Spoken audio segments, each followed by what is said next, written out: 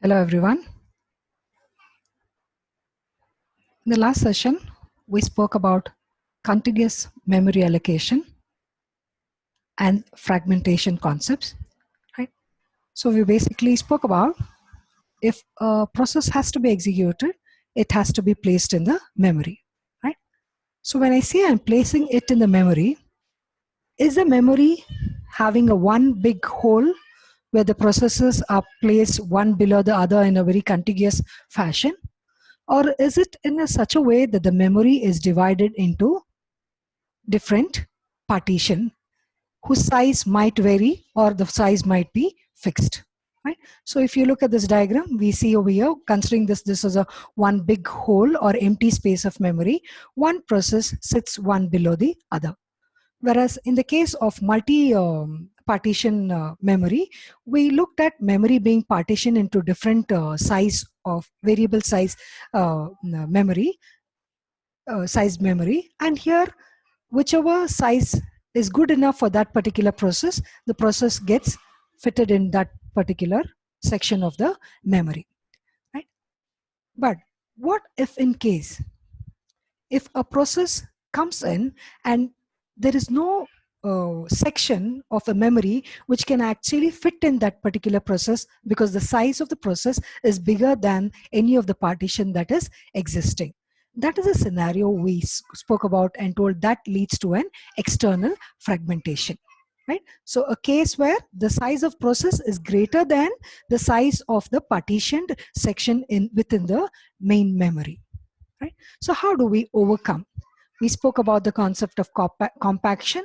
We design or we come up with an architecture of the memory in such a way that all the processes are moved to in the one end of the memory and the holes are moved to the other end of the memory, but that is again with the loss of cost, expense, and lots of burden put onto the design aspect, right? And we also spoke over the various way the process can fit into the memory, that is the best fit, worst fit, and the first fit, right? And we also went through some of the examples.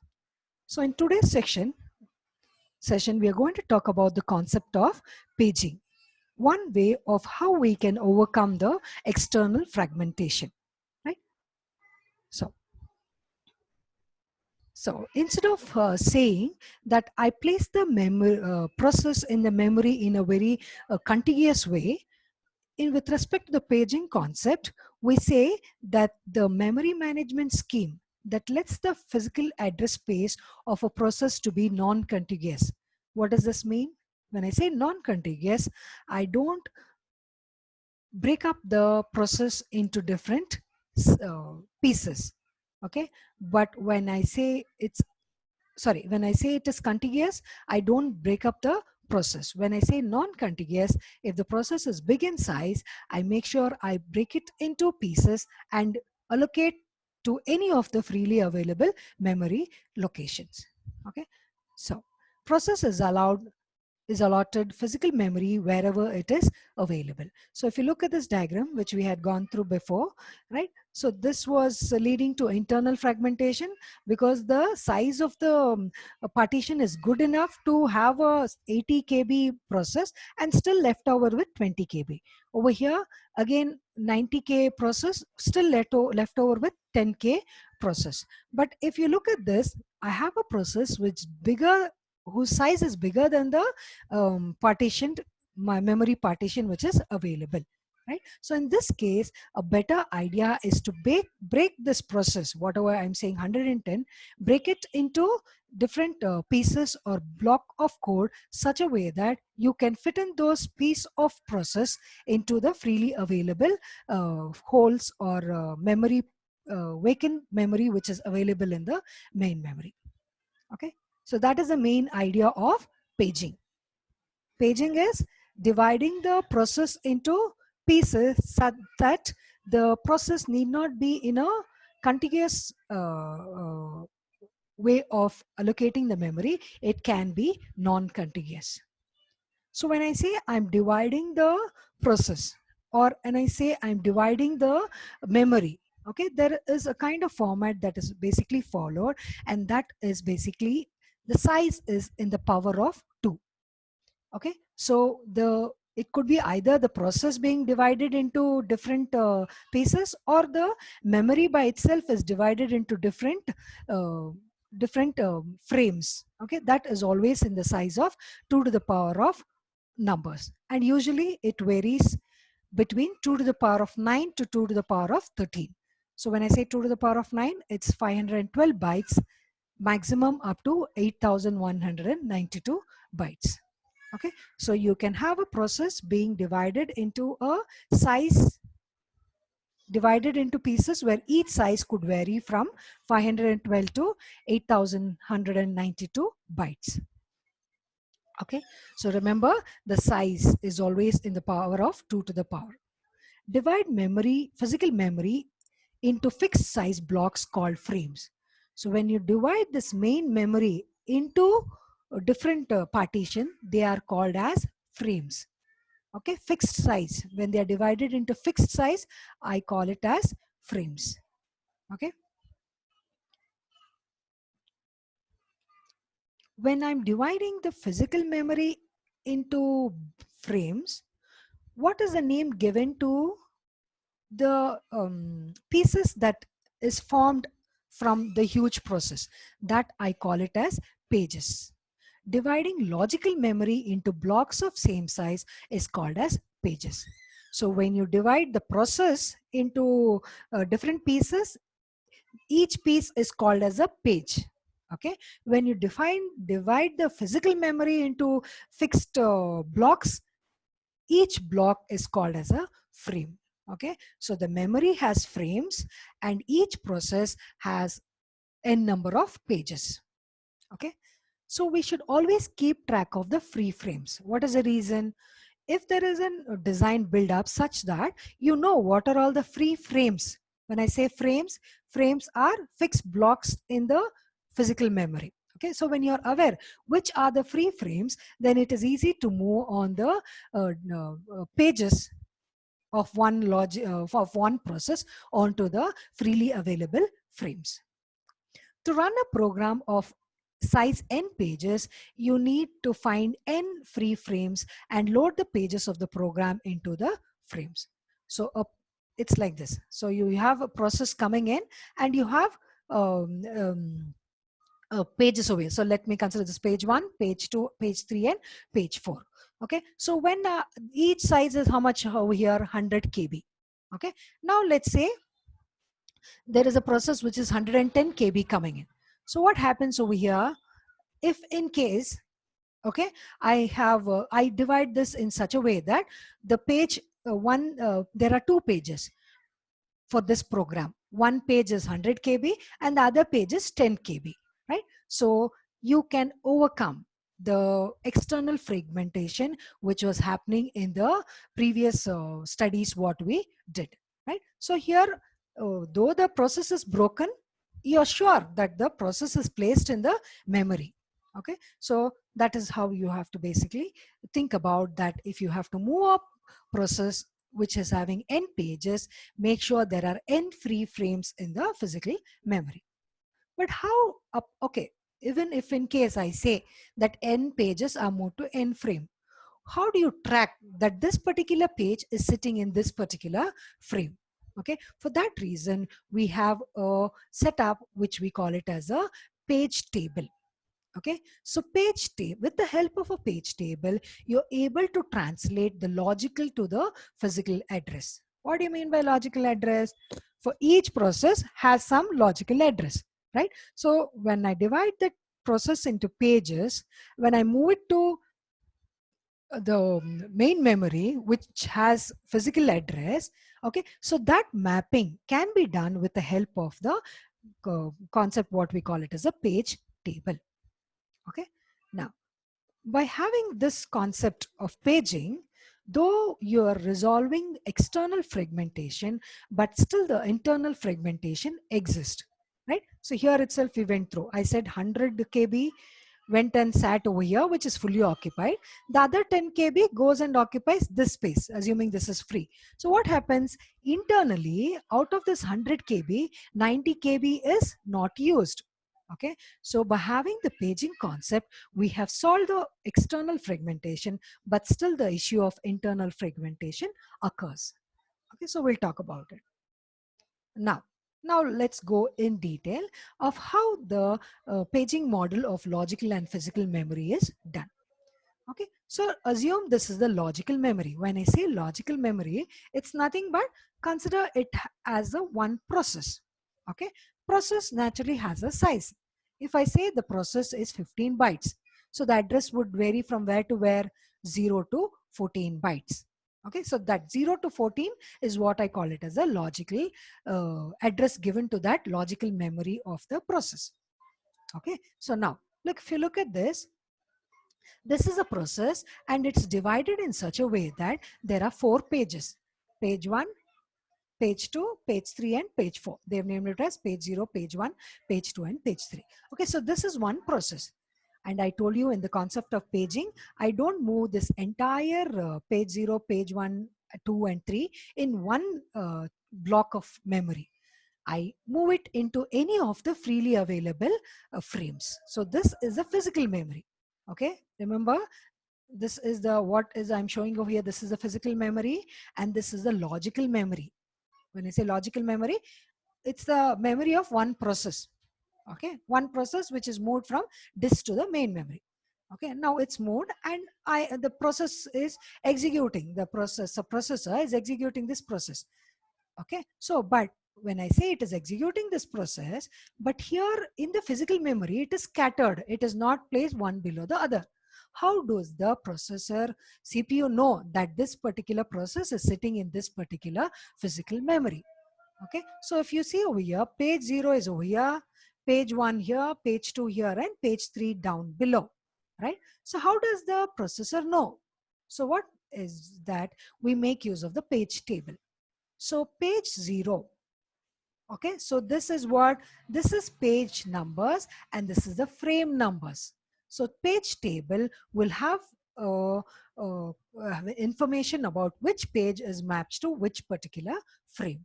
So page 0 is mapped to page frame 1. So if you see in frame 1, the first page will be will reside. Page 1 is matched to frame 4, frame 4. Page 2 is matched to frame 3. Page 3 is matched to frame 7. Right? So with this particular page table, I'm able to map the logical memory address to the physical memory address. Okay, so this gives you a clear idea like how the paging is actually happening, because we say that the process is placed in a non-contiguous memory, that is not one below the other, and that is with the help of the page table. Okay, now you're good enough. Now this process has occupied which all frame? 1, 3, 4, and 7. But let's assume that's one more process comes in. Now that process should know which are all the freely available frames. Freely available frames are what now? 0, 2, 5, and 6. So there should be another design where the free frame list is being placed. So there's one more table where there is having a list of free frames that is available. So operating system maintains a frame table. So this is page table, and the page table is mapping between page and the frame, whereas frame table just contains which are all the frames that is available, which frames are allocated, and what are the total frames which were present initially.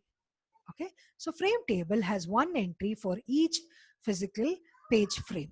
Each entry gives details on whether the frame is free or allocated, if allocated to which page of which process.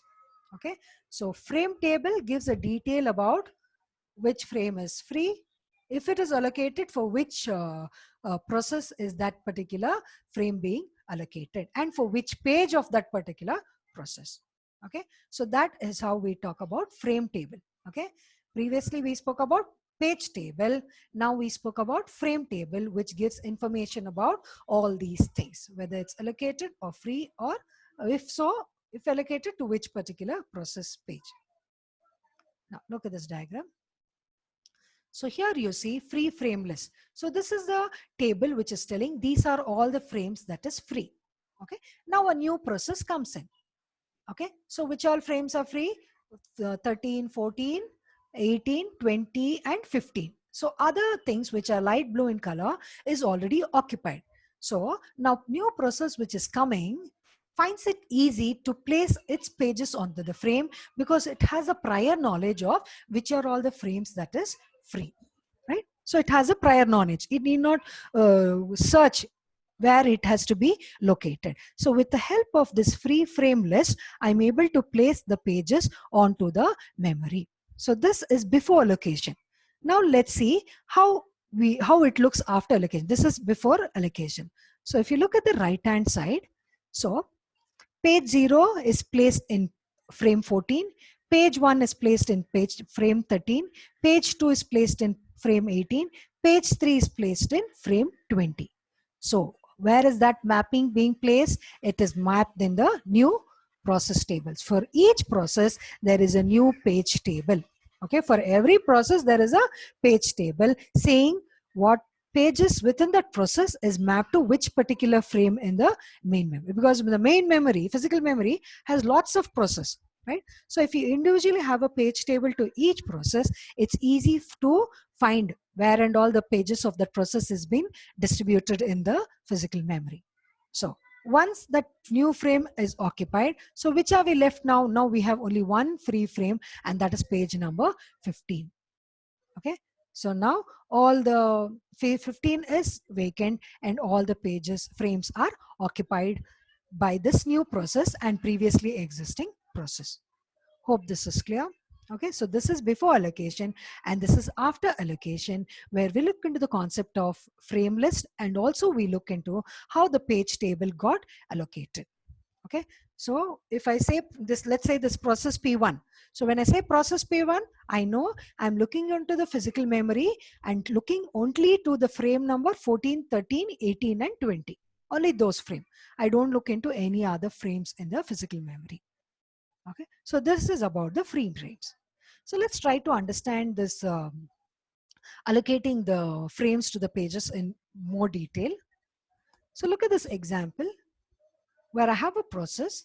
Okay, so how many pages is this process divided into? Process 0, 2, sorry, 1 and 2. Okay, so this many process have come in. Now let's say it's moved to the physical. This is the physical memory. So this goes and sits here, this goes and sits here, and this goes and sits here. So this is the process which has logical address. Let's say it is 0 to, let's say it is 14. So what does it mean? Each page is of 5 bytes. Okay, 5 bytes, 5 bytes and 5 bytes. So the size of the page and size of the frame should be the same. Okay, so that should be the same. Okay, now if in case, if I say this is 11 bytes, it means what? First 5 is gone over here, second 5 is gone over here. The third 1 byte is occupying this place, but out of the 5 bytes, 4 byte will be leading to a whole, which is nothing but internal fragmentation. Now, after process A is occupied its place in the physical memory, let's say one more process B comes up with the page 0, 1, 2, and 3. So where will it occupy? Okay, here look at the page table. It's updated with the page frame number. Okay, which particular frame. Now, when I say process B has again 0, 1, 2, and 3 pages, it goes and sits over here. So under A, page B, 0, page 1, page 2. So, but what is the frame number of this? This is basically put over here, page table for process B. This is nothing but frame 3, frame 4, frame 5, and frame 6. So where is it mapped to? Page 0 is mapped to frame 3. Page 1 is mapped to frame 4. So it goes on. So this is the page table for process B. Okay. Now we are done with process A and process B. Let's see one more process comes in. That is nothing but process C. Process C has how many pages? 2 pages. This physical memory is already occupied by page process A and process B. Now, does it have enough space to place process C? Yes, because it has only 2 pages. So page 0 sits over here and page 1 sits over here, and automatically the page table is updated where page 0 is mapped to frame 7, page 1 is mapped to frame 8. Okay, now, so till here, there was no issue for placing 3 processes. Now let's say the process A is completed has execution and it is terminated. So once the process A is completed its execution, it can be moved out of the main memory, right? So the top 3 frames becomes vacant because it had occupied. If you see over here, the frame process A had occupied only 3 pages. So those 3 frames becomes free. Okay, and still there are 2 processes in the main memory. Now let's say there's one more process D comes in. Process D has 4 pages. Okay, page 0, page 1, page 2, and page 3. Now, do I have good amount of frames to place these 4 pages? If you look at the previous pages, the empty spaces 1, 2, 3, and 4. So there are 4 frames which are available to place your 4 pages of the process D. So how will you place it? Let's place page 0, page 1, page 2. Okay, so there's no place to place page 3 over here. So you go below and place the page 3 of D process below. Now, what is important is to make sure that the page table is updated appropriately. Page 0 is mapped to frame 0, page 1 to match to frame 1, page 2 to map to frame 2, page 3 is mapped to frame 9. Okay, so because all this while it was continuous, but here I've seen that the last page of process D is moved to the last frame, and so that can be mapped with the help of the page table where the frame number is 9. Okay, so that is the importance of having the page table updated so that you know where the process is lying within the in the physical memory. Hope this examples give you a clear idea like how the process comes in, updates the page table. Once the process is executed, how it is vacated, and that place can be used by any other process. Now, next we move on to the concept of address translation scheme. All this while I was telling there's a physical memory and there's a logical memory and there's a physical memory. How do we make sure this address translation, right? If the process CPU generates the logical address, how do I look up to the physical address of the main memory? So that is what we call it as a address translation scheme. Okay, so here what happened in the address translation scheme, any address that is generated by the CPU is always a combination of page number and the offset. Okay, if you look at this diagram, this is what? This is the address that is generated by the CPU. Means what? It is nothing but the logical address. If you remember in the previous section, I showed you a diagram where the CPU produces the address, and that was nothing but the logical address. Let me show you. Yeah. See, if you remember this block diagram, the CPU always generates the logical address and then you would build up the physical address, right? So this logical address is always a combination of page number and page offset. You'll understand what this is, right? So page number is naturally, I told you one process is divided into pages. So what is a page number of that particular process and what is the offset? Offset is nothing but it is like indexing within each page. What is the address or what is the index that you're pointing to? That I call it as a page offset. Okay, so what is a page number, and within that page what address are you looking up to? That we call it as page offset. Okay, so let me read out the definition. Page number is used as an index into the page into a page table which contains base address of each pages in the physical memory. Okay, so it is nothing like it is containing the it's containing the base address. I will tell you what this is. Okay, so it is nothing but an index to the page table. Okay, now page offset combined with the base address to define the physical memory address that is sent to the memory unit. So it is nothing but this is the logical address Okay, with the help of this logical address, I can generate the physical address. We'll look how it is possible. Now, and there are few things that you have to understand. Let's say if P is the page number and D is the offset. Okay. Okay. And this also is denoted by M minus N, and this is denoted by N. Okay. Now, for a logical address space 2 to the power of M, I always told you the page and the frame should always be in the power of 2. Okay. Let's assume that this process which is, sorry.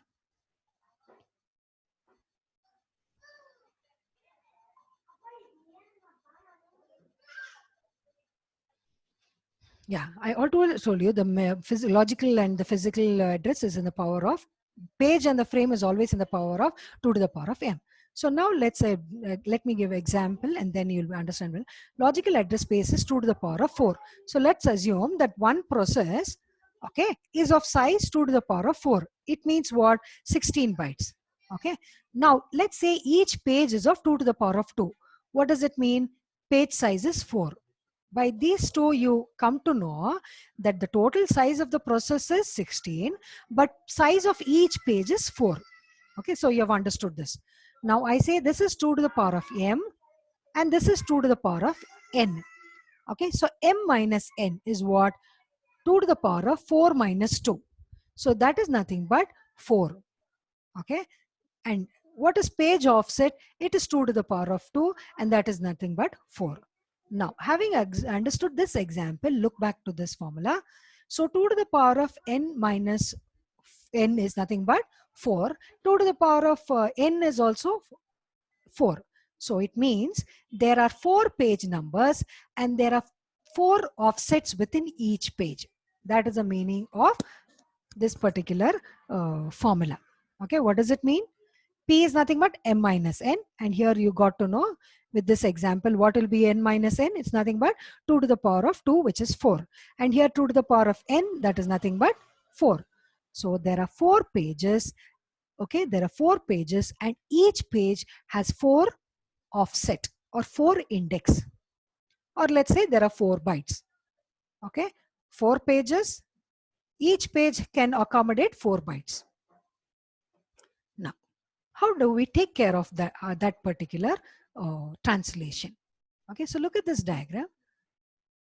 I say a process or a CPU generates the logical address, and I just told you the logical address has 2 parts, page number and page offset. Okay, now that is what is over here, P and D. Okay, page number. If by taking this page number, if you go to the page table, okay, if you go to the page table, we just spoke about in the previous slides, page table, this is the page table, right? Page table show you the mapping between page numbers and the frame number, right? So that is the same thing over here. Looking up to the page number, you will get which is the particular frame number. Okay, or you can say this will give you the base address from where it is starting. That is what is mentioned over here. It's used to and indexed into the page table, which contains the base address for each page in the physical memory. Okay, so here it is 1:1, then this concept would be good enough, which page and which frame. But now here what happens, I have to look into the address, right? So that is why if I say looking up to the page number onto the page table, I will get the base address. Okay, in the previous example we took it as frame number, but here I tell it as a base address. If you take this base address and you add this offset address, that will give you the physical address. Okay, I repeat again. The CPU generates the logical address, which is a combination of page number and page offset. By having a lookup to the page table with the page number, you will get the base address. By having the base, taking the base address and adding the offset value, you will generate the physical address of the main physical memory. So this is how actually the mapping of the logical address is done to the physical address before the processor executes the memory, right? So this processor is executing the memory. Just a second.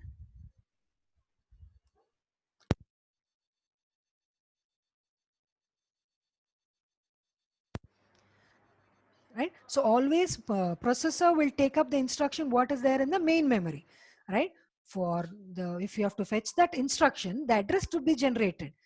How do we generate the address is thus by making use of this particular architecture. Okay, so the CPU produces one address, but actual address from where it points to the main memory is nothing but the physical address, and this is how the address translation happens. We will understand it with the help of an example. Now, look at this example. This is the logical memory, okay? And this is a page table, and this is a physical memory, okay? I will show you how the logical address is converted into the physical address, okay? Now here if you see, M is 4, okay? M is 4 means, what is the size of the logical memory? 2 to the power of 4. It means 16. So you can see there are 16 addresses over here, 0 to 15. That is what I mean by M equal to 4. N equal to 2 means what? 2 to the power of 2. It means what? Page, the offset, right? If you look at this address at N, and this is M minus N. N is 2 and M is 4. So logical address is 16, and each size 2 to the power of 2, right? So each page size is how much? 4 offset. It means 4 data can be placed. 4 data can be placed within each size. Okay, so 2 to the power of 4 minus 2, 2 to the power of 4 minus 2 is 2 to the power of 2, which is 4. There are 4 pages. As same example how I took over here. There are 4 pages.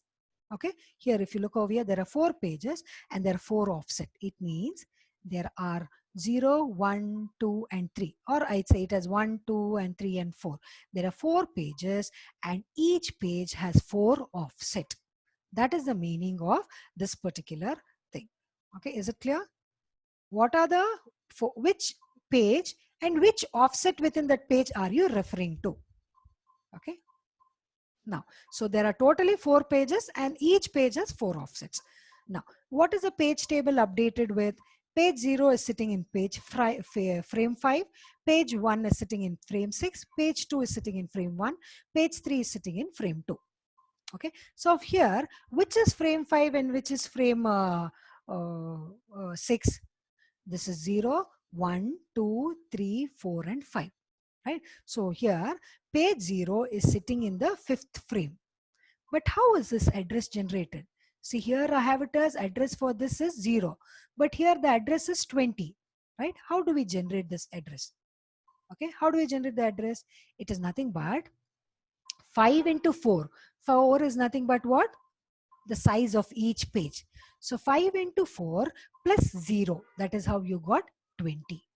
I repeat again, this 20 is generated by 5 into 4 plus 0. Let me take this next value. Let me take B. B is residing in which offset, which page and which offset? It is residing in page 0 with offset as 1. Okay, so what will be the physical address? It will be 5 into 4 plus 1. Okay, so that is how address of B will be 21. Let me take one more example. Let me take page 3 over here. Okay, page 3 is sitting in which frame? 2. Okay, now let me look at the M value.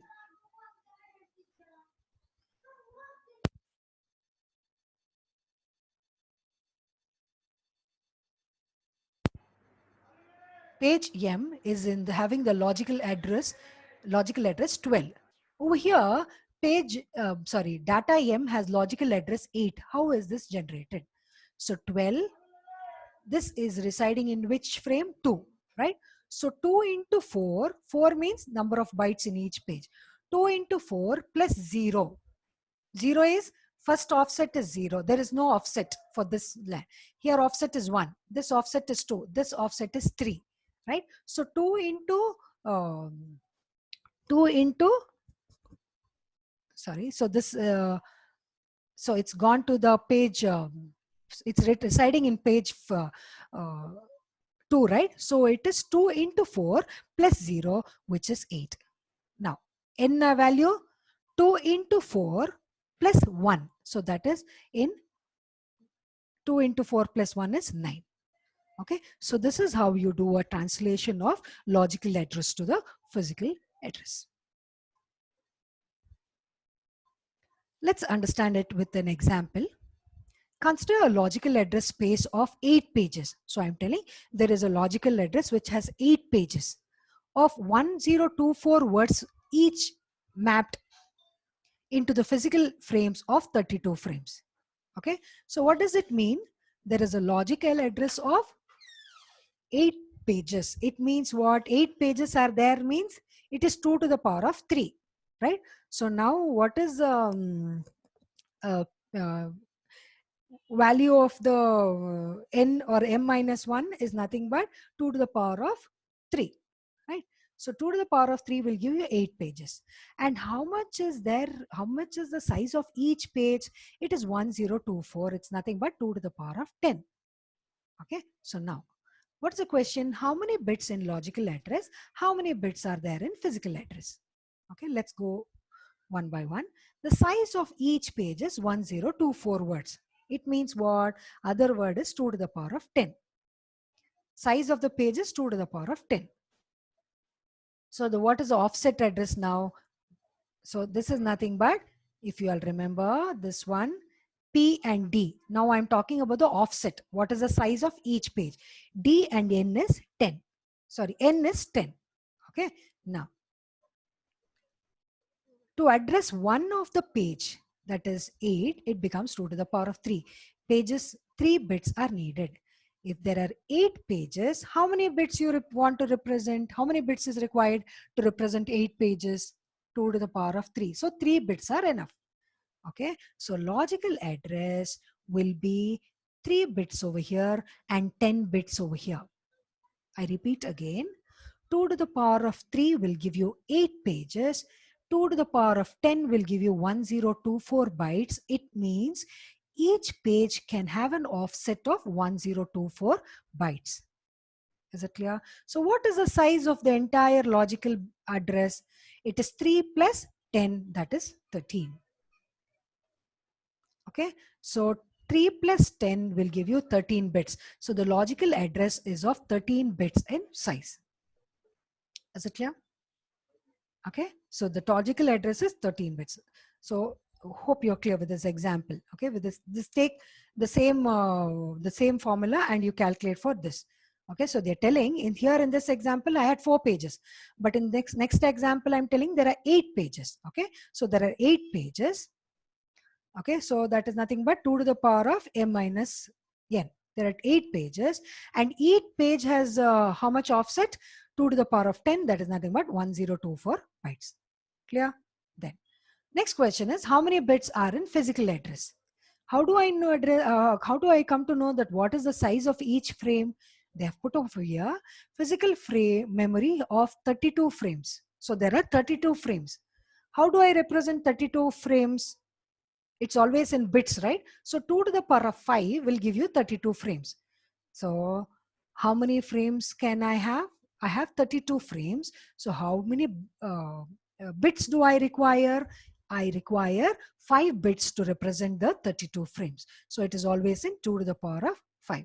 So 5 bits are required, right? So if you're, no, 0, 0, 0, 0 to 1, 1, 1. So there will be 32 combination, right? So those 5 bits is required to 5 bits is required for the frame number, and plus the offset which is same as the logical memory, right? The frame size and the page size is the same. So 5 plus 10 will give you 15 bits.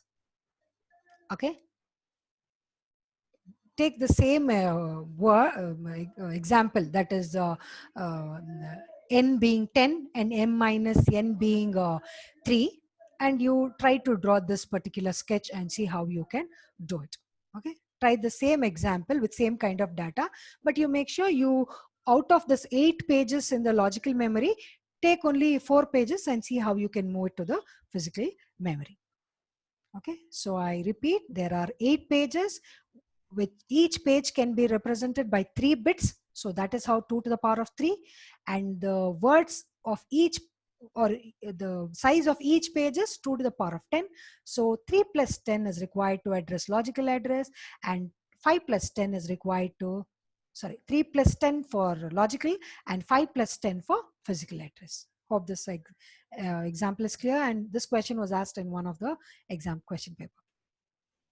Okay, by having by having understood the concept of paging, we came to know that there is no external fragmentation, because however big your process is, it's divided into pages and it is placed in the frames. But internal fragmentation is possible. Okay, is there anywhere that you can avoid the internal fragmentation, right? Is there any way? One way is, let's look into the example and then talk about it. So let's say if the page size is 2048. Okay, let's say the page size is 20, each page size is so much, and the size of the process is so much. Okay, now how many pages do you want to fill this particular process? So what does it say?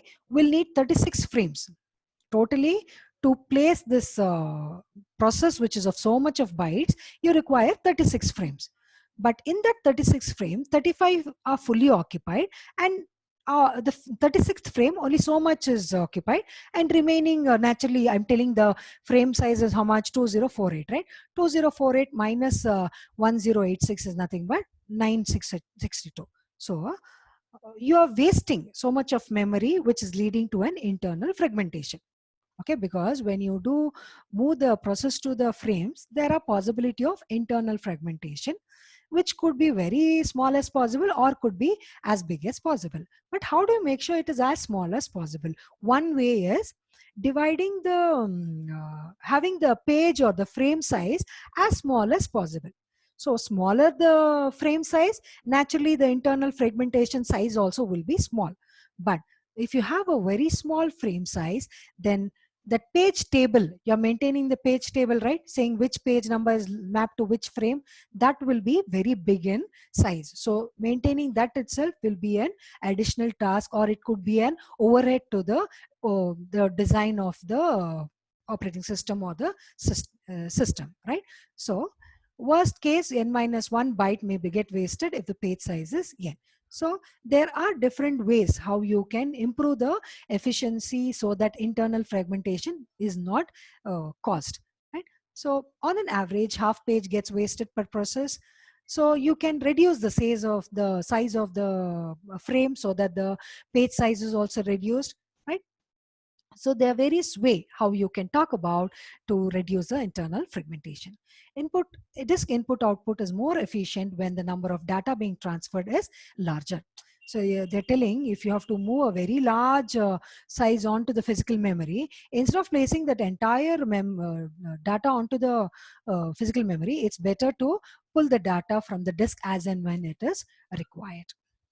Okay, so there are some kind of limitation in the paging also, but it is one of the efficient way of you having the process being placed in a non-contiguous way on the physical memory and yet being accessed by the processor for its successful execution. Okay, so we stop at this point with respect to paging and continue the session in the subsequent next session of mine. Thank you.